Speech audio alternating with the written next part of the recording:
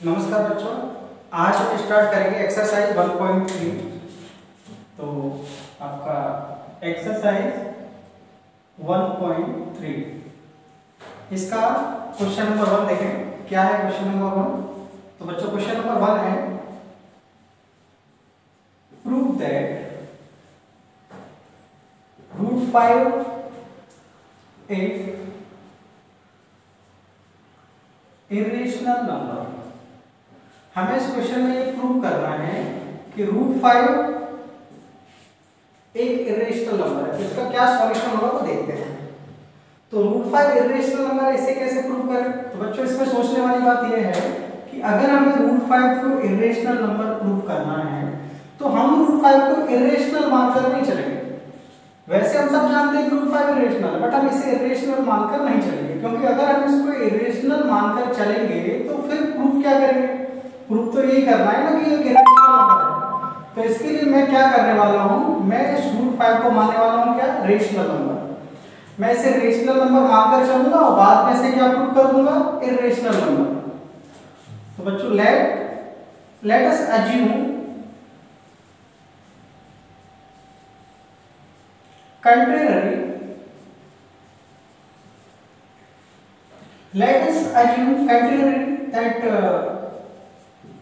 √5 is a rational number. बच्चों मैं ये मानकर चल रहा हूं कि √5 क्या है? रेशनल नंबर है। तो √5 अगर एक रेशनल नंबर है तो हम सभी जानते हैं रेशनल नंबर के बारे में। So बच्चों we all know about the rational number. If √5 is a rational number, then you can write it a upon b. अगर √5 एक रेशनल नंबर है तो मैं इसे a upon b लिख सकता हूँ, क्योंकि a upon b किसका फॉर्म होता है? रेशनल नंबर का फॉर्म होता है। और ये कंफर्म है if a upon b is a rational number, then in this condition a and b both are co-prime numbers. So we can write here a and b are co-prime numbers.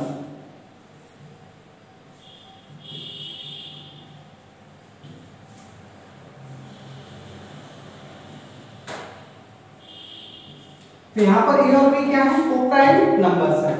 मैं क्या करने वाला हूं, इस b को इधर ले जाऊंगा तो क्या हो जाएगा? √5 का तो √5 में, यहाँ पर b डिवाइड में है, और जब ये इक्वल में दूसरी तरफ जाएगा, जब हम इसको इधर पहुंचाएंगे तो मल्टीप्लाई होता है। तो मैं इसको लिखूंगा √5 into b इक्वल्स टू ये क्या है आपका? a। मल्टीप्लाई आप बीच में ना भी लगाएं तो कोई प्रॉब्लम नहीं, क्योंकि यहाँ पर b है, कोई नंबर नहीं है। तो √5 मैं इसको √5b इक्वल्स टू क्या लिख सकता हूँ? a लिख सकता हूँ। यहाँ तक किसी को प्रॉब्लम नहीं होना चाहिए। अब हमें ये प्रूव करना है कि ये इरेशनल है, तो रूट हटाकर देखते हैं इसका। तो रूट हटाएं कैसे? इसके लिए हम क्या करेंगे? स्क्वायर करके ट्राई करते हैं। तो on square both sides,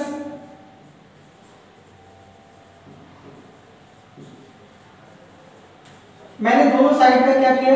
square किया। स्क्वायर में हम क्या करेंगे? LHS का भी स्क्वायर करेंगे। तो मैं इसे लिख सकता हूं √5b का whole square is equals to RHS a है, तो मैं इसको लिख सकता हूं a का होल स्क्वायर, क्योंकि बोथ साइड का स्क्वायर करना है, दोनों तरफ का स्क्वायर कर दिया। √5 का स्क्वायर क्या होगा? 5, क्योंकि √5 into √5 क्या होता है? 5। तो √5 का स्क्वायर हो गया 5। b का स्क्वायर क्या होगा बच्चों? b square. a का स्क्वायर क्या होगा? a square. अब इस लाइन को समझने की थोड़ा सा जरूरत है। ऐसा क्या है इस लाइन को, वो देखें। यहां पर b स्क्वायर के मल्टीप्लाई में क्या है? 5 है, यहां पर सिर्फ a स्क्वायर है। तो इक्वल कब आता है?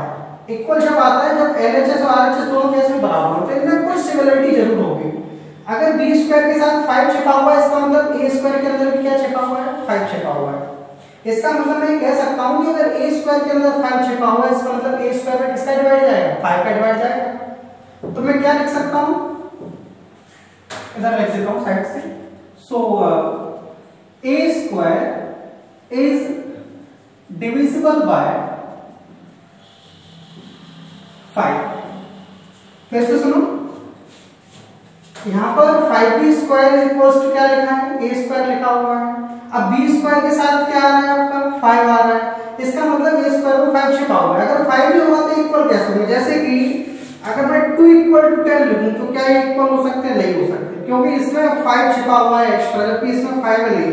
अगर यहीं 5 होता तो 5 2 जा 10 और 10 इक्वल्स टू क्या होता है 10। इसी तरीके से यहाँ पर अगर 5 है तो इसमें 5 छिपा हुआ है, और 5 छिपा हुआ है इसका मतलब इसमें 5 का डिवाइड जाना है। तो a स्क्वायर में किसका डिवाइड जाएगा? 5 का डिवाइड जाएगा, तो लिख सकता हूँ a square is divisible by 5। अब a स्क्वायर में 5 का जा रहा है तो a में भी जाएगा, क्योंकि a स्क्वायर में छिपा होने का मतलब a में छिपा हुआ है, तभी तो स्क्वायर करने पर ये a स्क्वायर है। तो मैं इसे ऐसे ही लिख सकता हूँ, then a is also divisible by 5, है ना। इसे मैं इक्वेशन नंबर नाम दे देता हूं बच्चों फर्स्ट।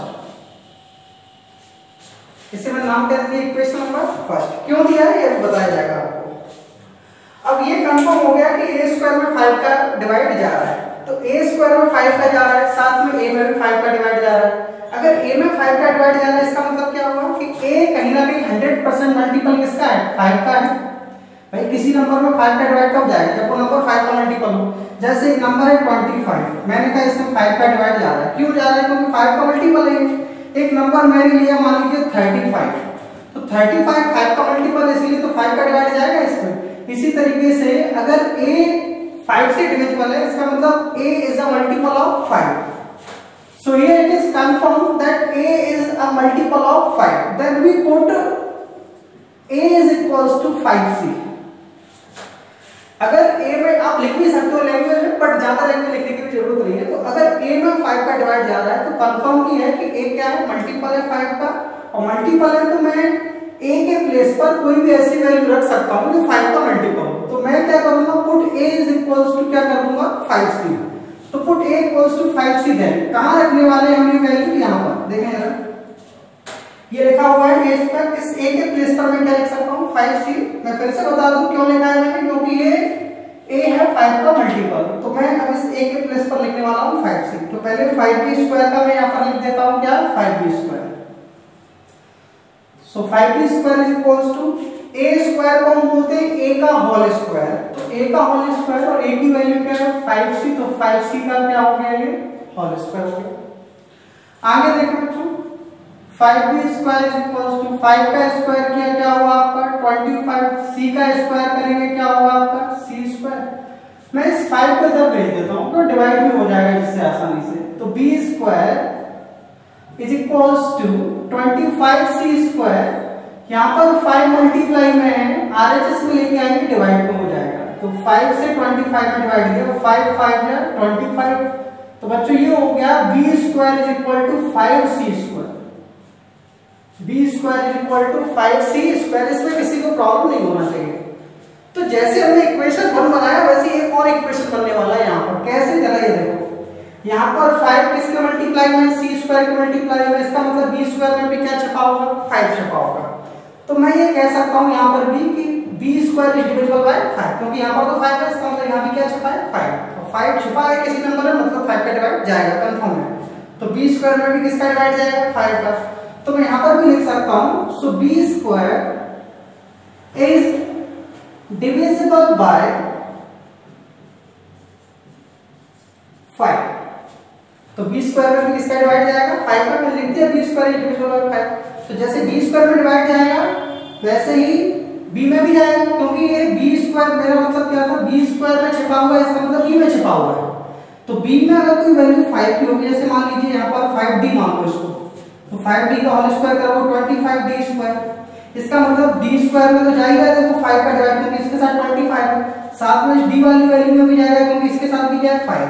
ऐसे ही अगर b square is divisible by 5, तो then b is also divisible by 5। इसे मैं नाम दे सकता हूं इक्वेशन नंबर 2। इसमें किसी को प्रॉब्लम नहीं होना चाहिए, इसमें किसी को प्रॉब्लम नहीं होना चाहिए। तो हमने इसमें क्या देखा कि जो हमने स्टार्ट में रूट 5 को माना था a/b, a और b क्या थे? कोप्राइम।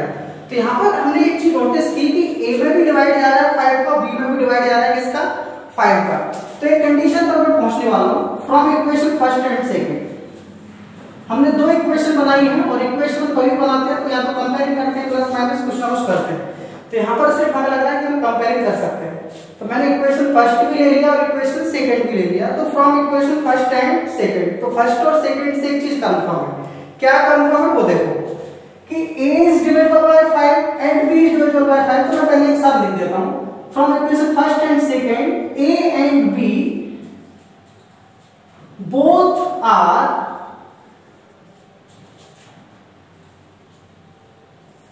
divisible by 5। a और b दोनों किससे डिविजिबल है? 5 से। सो इसलिए a and b both are multiple of 5, है ना? एक बार इतना समझ लें, इसका थोड़ा सा लैंग्वेज और है तो उसको समझा दूंगा। सिंपल क्वेश्चन है बिल्कुल। तो क्वेश्चन क्या था बच्चों वो देखते हैं। तो क्वेश्चन नंबर 1 है आपका, prove that √5 is irrational number. हमें ये प्रूव करना है कि √5 एक इरेशनल नंबर है। अगर हमें इरेशनल प्रूव करना है तो हम इसको उल्टा मानकर चलते हैं। हम ये मानकर चलते हैं कि √5 आपका एक इरेशनल नंबर है। तो मैंने क्या किया, let us assume contrary that √5 is a rational number. अगर √5 को मैंने रेशनल मान लिया तो मैं √5 को लिख सकता हूं a/b। यहां पर a और b क्या होते हैं? आपके कोप्राइम नंबर्स होते हैं। मैं इस b को इधर ट्रांसफर कर सकता हूं। ट्रांसफर करूंगा तो मल्टीप्लाई में आएगा। √5 * b = a, then √5b = a। √5 को हटाने की कोशिश की तो मैंने ऑन स्क्वायर बोथ साइड्स लिख दिया। स्क्वायर किया तो LHS का भी स्क्वायर होगा, RHS का भी स्क्वायर होगा। √5 का स्क्वायर क्या हुआ? 5b का स्क्वायर किया, b² a का स्क्वायर किया, क्या हो गया आपका? a² हो गया। तो यहाँ पर b² के साथ 5 है, इसका मतलब a² भी डिविजिबल होगा किससे? 5 से। तो a² इज डिविजिबल बाय 5। अगर a² में 5 का डिवाइड जा रहा है, इसका मतलब कंफर्मली a में भी डिवाइड जाएगा किसका? 5 का। ये डायरेक्टली अगर आपको समझ नहीं आ रहा तो एक थ्योरम है आपकी, थ्योरम 1.3, उससे समझ आ जाएगा। आप बुक में देख सकते हो उसको। तो a² में अगर 5 का डिवाइड जाता है बच्चों तो a में भी डिवाइड जाएगा किसका? 5 का। आगे सुनो, अगर a में 5 का डिवाइड जा रहा है तो a इसका मतलब 5 का क्या है? मल्टीपल। मैंने बताया किसी भी नंबर में 5 का डिवाइड कब जाएगा? जब वो नंबर 5 का क्या होगा? मल्टीपल होगा। तो a अगर 5 का मल्टीपल है तो मैं a के प्लेस पर कोई भी ऐसी वैल्यू पुट कर सकता हूं जो 5 का मल्टीपल हो। तो मैंने क्या किया, a = 5c पुट कर दिया, क्योंकि 5c में 5 आ रहा है मतलब 5 का मल्टीपल है ये नंबर। तो a के प्लेस पर मैं 5c रखूंगा। तो यहाँ हमारा a है, मैं इसके प्लेस पर 5c रख सकता हूँ। तो 5b² a के प्लेस पर रखा तो 5c का होल स्क्वायर हो गया। 5b² 5 क्या होगा आपका? 25 एंड स्क्वायर ऑफ c हो गया आपका c²। b² 25c², ये 5 आ गया नीचे। 5 से डिवाइड देंगे 25 में, तो 5 5 है 25। तो मैंने इसको लिख दिया 5c²। तो b² क्या हो गया? 5c²। बिल्कुल इक्वेशन फर्स्ट की तरह। ध्यान से देखो, c² के साथ 5 है, इसका मतलब यहाँ भी क्या है? 5। तो अगर b² और 5 मतलब ये नंबर 5 का मल्टीपल है, और 5 का मल्टीपल है तो मैं लिख सकता हूँ b² इज डिविजिबल बाय 5। और b² इज डिविजिबल बाय 5, तो थ्योरम 1.3 क्या कहता है? b is also divisible by 5। इसे मैंने नाम दिया इक्वेशन नंबर 2। कंपेयरिंग करेंगे इक्वेशन फर्स्ट और सेकंड का। कंपेयरिंग से क्या डिस्कस निकलेगा कि अगर a में 5 का डिवाइड जा रहा है, b में 5 का डिवाइड जा रहा है, then a and b both are divisible by 5 and both are also the multiple of 5। अब थोड़ा सा इसके बाद उसे देखते हैं। सर थोड़ा कैमरा ऑफ कर दो। दोनों 5 के मल्टीपल हैं, इसका मतलब क्या हुआ? इसका मतलब ये हुआ then a and b having a common factor 5। इसका मतलब ये हुआ कि a और b दोनों में 5 एक ऐसा फैक्टर जो कॉमन है। तो मैं लिख सकता हूं a and b having a common factor 5। हमने माना था इसको कोप्राइम नंबर, जबकि इनमें निकल आया एक कॉमन फैक्टर जो क्या है? 5 है। अब क्या करें? ऐसा क्यों हुआ? ऐसा इसलिए हुआ, आगे देखते हैं। तो बच्चों, this contradiction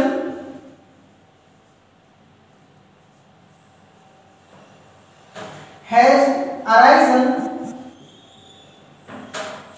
because of our incorrect assumption। बच्चों ऐसा इसलिए हुआ क्योंकि हमने स्टार्ट में गलत मानकर चले थे। हम ये मानकर चले थे कि √5 रेशनल है, और जबकि √5 कैसा था, इरेशनल नंबर। अब इरेशनल था, हम रेशनल मानकर चलेंगे तो स्वाभाविक है प्रूफ भी गलत होगा। तो इसलिए हमारा ए और बी कैसा आ गया, उसमें कॉमन फैक्टर आ गया क्या, 5। तो ऐसा इसलिए हुआ, दिस कंट्राडिक्शन है arise because of our incorrect assumption. हमने गलत माना, ऐसा इसलिए हुआ। सो वी कैन से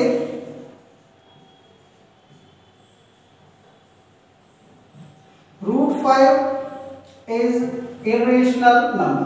तो लास्ट में सार ये निकलेगा कि ये जो √5 है वो कैसा है, आपका इरेशनल नंबर। तो फिर से एक बार इतना देख लीजिए आप लोग, ए और बी अगर 5 के मल्टीपल है तो इसका मतलब ये कंफर्म है कि ए और बी दोनों में एक कॉमन फैक्टर है जो क्या है, 5। और वो 5 कॉमन इसलिए आ रहा है क्योंकि हमने स्टार्ट में गलत माना था। दिस कंट्राडिक्शन है arising because of our incorrect assumption. हमने स्टार्ट में गलत माना था इसलिए ऐसा हुआ। तो गलत माना था इसलिए ऐसा हुआ, इसका मतलब ये हुआ कि कंफर्मली √5 आपका इरेशनल का इरेशनल है। तो बच्चों इस तरह के और भी आप चैप्टर्स आगे पढ़ेंगे हम लोग। तो किसी भी तरह की प्रॉब्लम हो कमेंट के माध्यम से आप लोग बता सकते हो। और अगर इस क्वेश्चन की प्रॉब्लम है भी तो भी आप टेंशन मत लो, क्योंकि अभी काफी सारे क्वेश्चन हैं जिनको हम करने वाले हैं। इस तरह के और भी क्वेश्चन हैं आगे। तो वीडियो अच्छा लगा बच्चों सब्सक्राइब करो, अपने दोस्तों को भी इस वीडियो को आप लोग शेयर करें। धन्यवाद।